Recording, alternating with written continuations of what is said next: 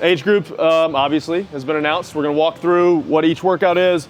We're going to give you kind of an idea of the order we think it should go in, as well as just some things to think about when you're doing these workouts. If you're a Mayhem athlete, you'll get these notes sent to you, and they'll be available. So sign up for Mayhem Athlete. Among other reasons, that's one. All right, so event one, pretty fun little workout here. AMRAP, 10 minutes, 1 clean, 1 bar muscle up. You're just gonna add 1 rep per round. Pretty fun workout, I think. Gonna be interesting. You know, if you're getting to the upper, round 6 and 7 is where you'll start to separate. I feel like then you're gonna start to get, heart rate's gonna jack up a little bit when you're on the bar that long. Pace your cleans. I think singles, I don't think there's any point in doing any touch and go, personally. When I get up on that bar, I wanna be ready to do a big set once it gets to those sets.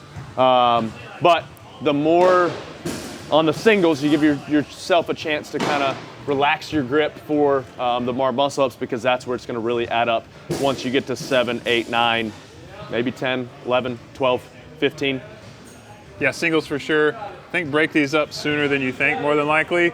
Unless you're just amazing at these, even like on the 5s, if it's a quick 3-2 and 2 sets there on, that way in the 8s you can hang on to those 2 sets. Maybe you're going 4-4, or it's a lot quicker 3-3-2, rather than dropping to singles at some point in the workout. Like Rich said, grips can be tacked for sure. A hook grip, singles literally the whole way here, unless you're just like buzzer beating a couple touch and go at the end. Smooth is fast for sure. Actually, Mike tested this today and got through the 7s just like cruising. So definitely want to try to get an 8 and 9s if possible on that. That's where the reps obviously bunch together, because 8 and 9 is, 17 reps. If you get to 10, 8, 9, 10 is literally half the workout over that. So keep that in mind. We're giving you really high level stuff. If you want the more in-depth, once again, you'll get this kind of sent out to you. Things to think about. I'm thinking about, from me as an athlete, the clean is just it's gonna spike your heart rate, and then I'm gonna try to make up some time on the bar muscle up. For sure. Only other thing to think about, either have a maximum breath rest or rest time that later in the workout, when I come off, I'm only gonna rest 10 seconds or 3 or 4 breaths. That keeps you disciplined. That way you're not end up standing at the clock a lot, minutes 7 to 10. Or if even on those bar muscle ups, you're resting a lot at the top, that's not a ton of rest. Come down. Take a quick second, shake out. You're not really resting when you're here under fatigue. So think about that. Also, you can't do the weird, like stay up there forever. Stay up there forever. Cool. Yeah. So good. So event 2, we've got 75, 60 calorie row, 21 shoulder overhead. We're not going to say the weights. Say light-ish weight. 75, 40 cal, because everybody's different. 75, 60 cal, 15 shoulder overhead at a heavier weight. 75, 60 cal row at a and then 9 shoulder overhead at a heavier weight. I think these rows, maybe around your 5K-ish pace probably. Nothing too crazy, because you're gonna be pretty fatigued, especially from these first 2. The heart rate just a little bit. Be ready though to hop right back on that rower and just start moving. Even if it's not the pace you wanna be at least get that thing going. When you're sitting there not doing anything, you're not moving forward. So get reps in. On the shoulder to overhead, do not go to failure ever, because once they are gone, they ain't coming back. So think about that.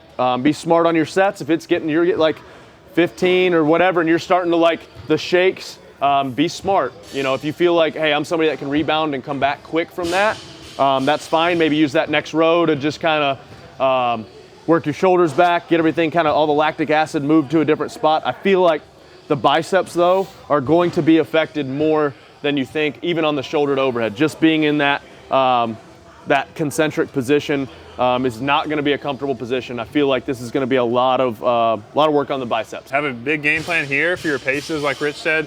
5K may be somewhere to start with within range. To give you an idea, we actually built this in the pacing guide. Credit Brandon on this one. This here, 75 calories. If you do 1,000 calories per hour, it takes 4.5 minutes.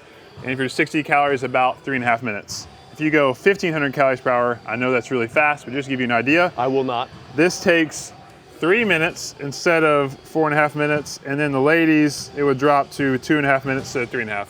It's really fast, but just, hey, actually map out how long it's gonna take you in calories per hour to decide what's like 80, 90% effort worth doing, so you don't blow up, but you're not being too conservative on that. Like Rich said, be smart here on these.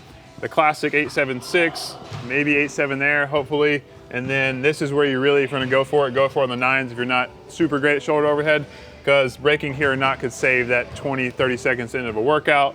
Obviously just don't hit failure before then. If you can push jerk these, that smooth push jerk, thinking like that DT style, up and out, especially on these weights, that's gonna be big. Even if you're really fatigued after, just get on the rower, start moving. Huge leg drive here, obviously to save the shoulders on these.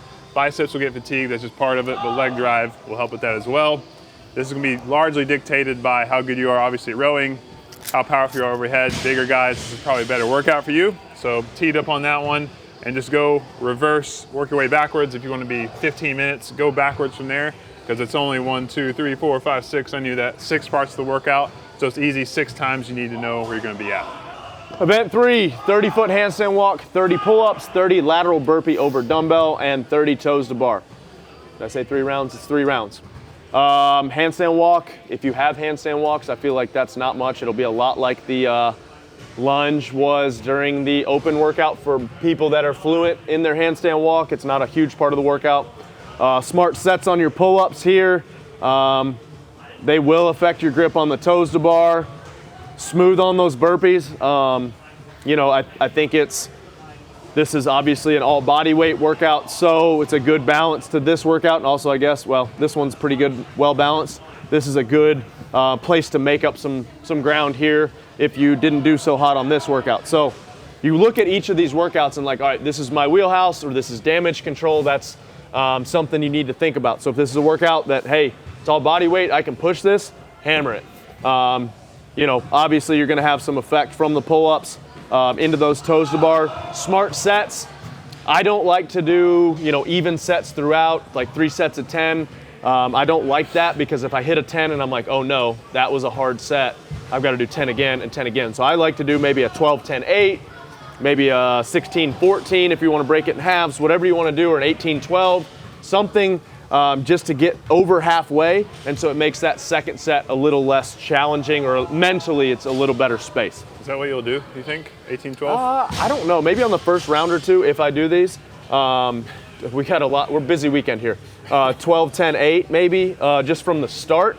Maybe a 12-10-8 to start, and if I get into that last round and feel good, maybe try to bump it up a little bit. But it's always harder to close that than to do it in the beginning. So like you might have that idea, but what's 2 seconds if you can get right back up on the bar? Exactly, that old breaks, literally 3 seconds or so. That, like Rich said, so if you're great at these, you're kind of up in an echelon in this workout where there's the same for everyone. If you don't have these, in the echelon where a lot of people are struggling with it, so hopefully you just have these and it's not a huge factor in the workout. Otherwise, chip through these, get through as much as you can. These here, huge on the grip, that's 180 upper pulling movement, so it's gonna add up throughout the workout like Rich said. So keep that in mind with big time grip fatigue here. Also your grip on the handstand walk is not necessarily recovering because of that wrist position and your body on it. So think about that coming out. It's a touch more conservative maybe for this. Like if you could 2-set it, maybe 3-set it with that quick extra break. And that way you try to keep same rounds throughout. 20-minute caps, so you gotta be 6 minutes, 40 seconds per round to not get caps. Work your way backwards from your goal time. If you want 15 minutes, 5-minute rounds. If you want 15 minutes, don't come out and go 4 minutes on the first one. Try to be mid, high 4s. Try to have close to the same round times each round. Will pay off in the last round. Unless you just get super fatigued on the upper portion with the pulling, probably a lot of the time is gonna be still in the burpees just because they take the longest per rep. So these burpees, just be smooth. This is smooth here. You don't really wanna start to go fast and burn these down to the last set before those toes to bar. Outside of that, what we said over here also applies when you break pull-ups, toes to bar, give yourself that maximum either rest time or breaths you're gonna take. That way you're right back up and staying at it, even if you're going 5s. That's okay. If you have short rests on 5s, you'll get to those surprisingly quick and you can still finish this workout. And like Rich said, depending on where you do this, we'll talk about this here, but this is gonna affect this, so keep that in mind a little bit with how you strategize and pace. Hopefully you're doing it with someone else. You can message us if you're a Mayhem athlete. We'll give you some like insight to maybe where people are at. Workout 4, 150-foot dumbbell overhead walking lunge, 50 dumbbell alternating dumbbell snatch, 50 burp, or just box jump overs. Relatively quick-ish chipper. Be smooth, it's not super heavy. Smooth on those dumbbell snatch, and then kind of burn it down on those box jump overs. You know, someone like me, the overhead position on the dumbbell walking lunge is pretty minimal, but if you can switch it, is it every 25 feet, I would assume? 15s. at 15 This feet. is 15. This is 15. They made it. 15 feet. That's a. He likes that. It's for gyms. They're thinking of gyms. Okay. Well, you know, Okay. figure out how you want to switch that dumbbell. What are you gonna do? You go just right arm and. I don't know. I haven't thought through We have to exactly. think about that exactly. But A lot of transitions. 10 times. yeah, I Or mean, 9. maybe you, as you come through the 15, switch to the other, just so you're not burning out one side. But yeah, that's a lot of transitions. Not a ton of steps. Knock it out. Try to keep that dumbbell overhead the whole time. Yeah. In my opinion, and then right pop into another those side. right into those dumbbell snatches. Oh, you should know your steps though from the open. Yeah, I guess. If you could. Yeah, I have no idea. Like. But practice it. Pick a pace, stick with it through these first two, and then try to push it there on that box jump overs, especially once you get to that 25 reps when you're pretty much home free. So you're gonna know pretty quick how affected you are from these other two movements. It is a lot of hip, it is a lot of glute, and just leg dominant. Obviously, you do have the dumbbell snatch, or the overhead position. But by that point, it should be just legs and hips. So Yeah, get opened up here big time and warm up. Do whatever mobility, pre-activation you need to do. That way, this is just hopefully stacked in an easy position, and then you're just focused on the lunge, switch arms as needed. If you have one arm that's better, you could spend a little more time on that one. yeah, and in your warm up, you can play around with, all right, how long does it take me to switch each 15, or how long does it take me to switch each 30? Is 30 too long? Is 15 too short? You know, like, there's all kinds of things. In your warm ups, see how you're feeling, take a check. It may be different, you know, depending on what workouts you've already done. Just listen to your body, be smart, and make the most of your attempts. I think if you're good at these, probably 30 is the play, or maybe even more, so down, back, switch. But play with that, like you said. Really, if you're making the games or hoping to, you almost have to go unbroken on the entire thing. Like, you're gonna rest a little before you start alternating dumbbell snatch, but you're alternating, so you're resting each side. You just gotta stay tough here. Find your rhythm where you're jumping, probably facing the same way each time like we do. So if the box is here, jump, face here, jump facing this way. So I'd face the I for some reason on box jump overs just spin. It you just spin? is what it is. Okay. So my best. I'll take that back. Ideally you can do that, but really in this one, you should go as fast as It's possible. 50 reps. Who cares? Just get it done. You might get a little dizzy. Lay down when you're done. As Luke says, breathe when you're done. Breathe when you're done, that's right. Maybe I'm totally wrong, but I don't feel like you'll be super sore from this. 150 feet, no. 50 feet is not super heavy. You might be gassed, obviously, you will be, yeah, from the yeah. intensity of this workout, but overall soreness, this should be a pretty tame workout. Hopefully don't eat my words, but just use arms on these big jumps there that we stay going. That's the name of the game. If you drop the dumbbell, Keep moving.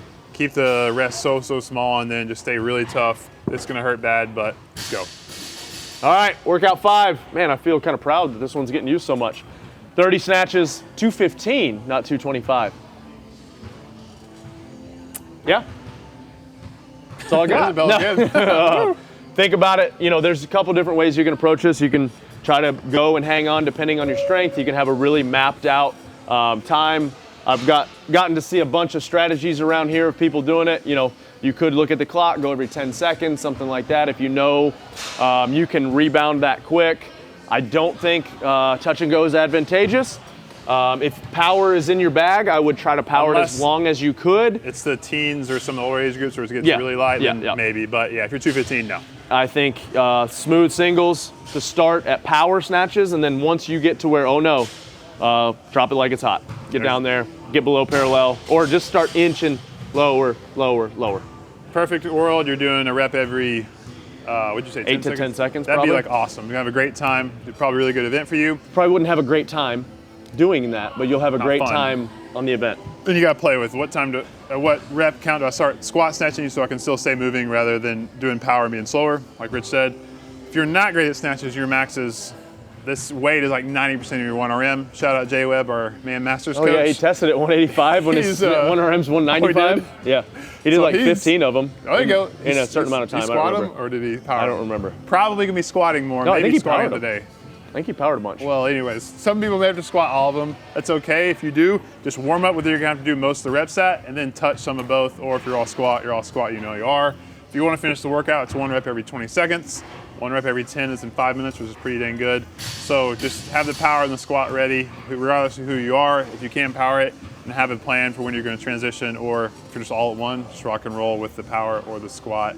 Try to do this one in a group too. You'll probably do this one first. If you can do this not alone, it'd help a lot. have a crowd there. The reps 20 through 30, it'll get you moving faster, and then finish with a strong score. All right. Order. The order.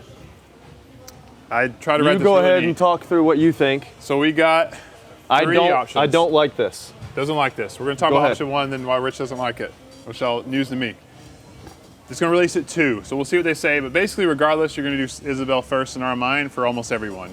Right after, again, you could flip a little bit of this. We're saying clean bar muscle up, 10 minutes, pulling from the ground. You could arguably sub some others. That's what we're saying with this option. Start Friday out with workout 3, this one here, because the grip will be a little bit fresher starting the day, and then finish with shoulder overhead rowing with that longer workout to empty the tank. Saturday, come in if you're able. This is assuming some things like you're not entirely too sore. Hit this one, really intense. Take the afternoon off, assuming you don't have any panic repeats. Open up Sunday. The other version is very similar. We just do only Isabel Thursday. This is assuming too you can take off Friday at work. If you can't, this changes a little bit. I'll try to put a third option in there. Friday, open up with clean bar muscle up. Then we go to row, shoulder overhead like we said. Saturday, we pushed everything down 1. This one, finish with grip, workout number 3. Sometimes it could flip during the day, depending on your strength and weakness. That's just a general outline to go by for standard athlete.